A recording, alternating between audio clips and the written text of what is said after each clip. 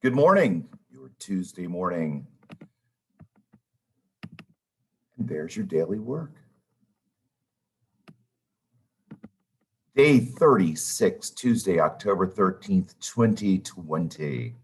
We will continue reading What is the Constitution? We the People, pages 14 through 26. And we will be saying the preamble together out loud today. Maybe you are practicing the preamble video so that you can have it memorized just for fun. After we get done reading our chapter in our new book, you're going to be writing about what you learned about James Madison and Benjamin Franklin. The expository projects seem to be coming along fine, but please remember, you need lots of pictures and graphs and charts and illustrations and notes that you gathered about your 5 subtopics. Then you need to write your 4 paragraphs, the 4 different types of expository writing, and then the 5th one is the illustrated labeled drawing.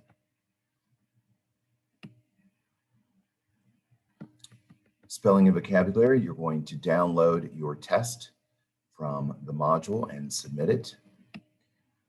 And you have a brand new Jeopardy game for today's small group teams meeting.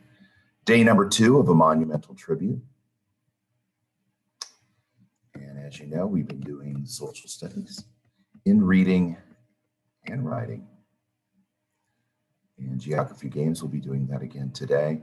Yesterday's answers were on cloud 9. That's trail all mixed up, so it's trail mix. Red is in the middle of the face, so it's red in the face, red in the face. And here you have these 3. Fun fact of the day, one of the Constitutional Convention's debates was the title of the nation's chief executive. One possible idea, His Highness the President of the United States of America and protector of their liberties. Eventually, everyone settled on the President of the United States. I think that's a good thing. The simpler, the better. Then we have chapter 2 down here. So let's get into that chapter 2.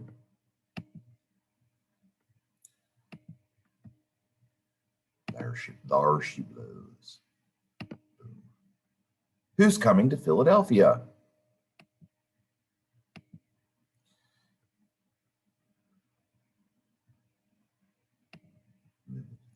In the spring of 1787, 55 delegates from 12 states got ready to travel to the Grand Convention in Philadelphia.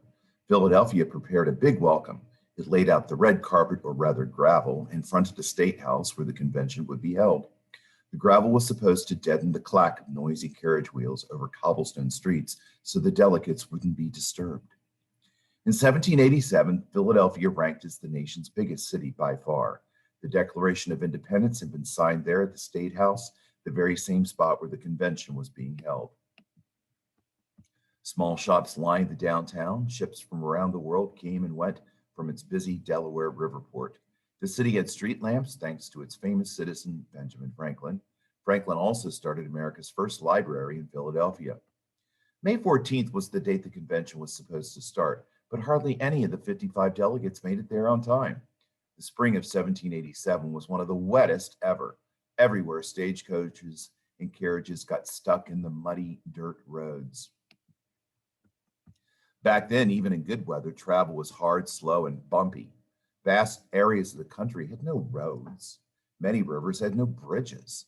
The trip from Georgia to Philadelphia took at least 2 to 3 weeks. New Hampshire's delegates didn't arrive until July, but the weather was not entirely to blame. The state had a lot of trouble scraping up the money to send delegates. One man, however, slipped quietly into town 11 days early. He was James Madison of Virginia. Madison was quiet, shy, and bookish. Today, he might be described as a nerd. He stood just 5 feet 3 inches and weighed barely 100 pounds. Someone once described him as no bigger than a piece of soap, yet his giant intellect impressed all who knew him. There's James Madison at 5'3", and there's George Washington at 6'2". Lately, Madison had been poring over books about governments, both modern and ancient ones, in which the citizens governed themselves. Why did some governments fail and others succeed?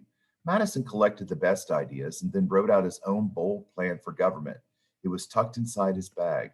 That plan would end up becoming the blueprint for the United States. James Madison would play such an important role at the convention that he became known as the father of the Constitution. James Madison, 1751 to 1836. Like George Washington, James Madison grew up on a large plantation in Virginia. Poor health kept the young Madison from hunting and horseback riding. Instead, he spent hours in his father's library. By the age of 12, Madison could read French, Latin, and Greek.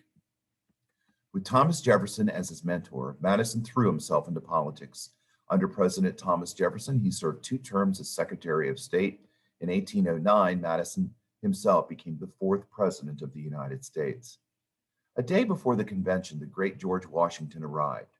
A military guard dressed in spiffy uniforms and shiny black boots welcomed him to town with cannon fire and gunfire. Cheering crowds lined the streets.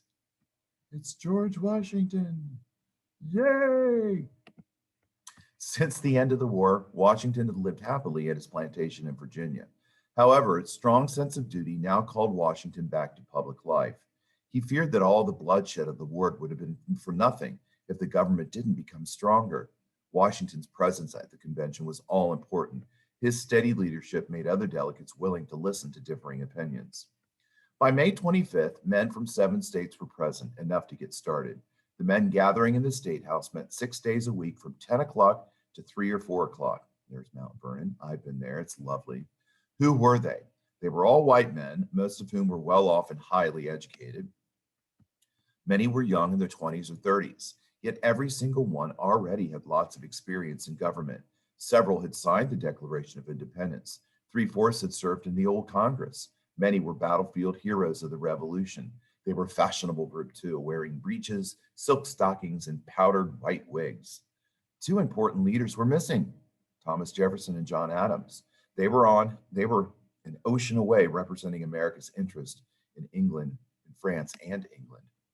The eldest delegate by far was Benjamin Franklin, who lived right in Philadelphia. At 81, Dr. Franklin still had a quick mind, but his body ached from gout.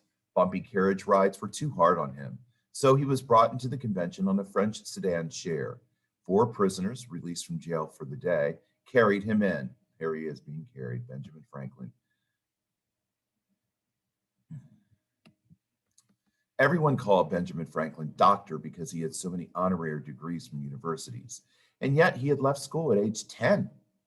In time, Benjamin Franklin became one of the great men of his age, an inventor, publisher, scientist, writer, and statesman.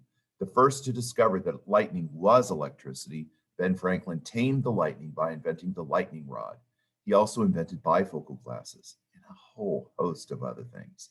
After the war, Franklin negotiated the United States peace treaty with England. Like George Washington, Ben Franklin brought a sense of calm and dignity to the convention. In the coming months, as tempers rose, everyone would need that. There we have chapter 3. We'll stop our share right there. All right, we will see you all soon.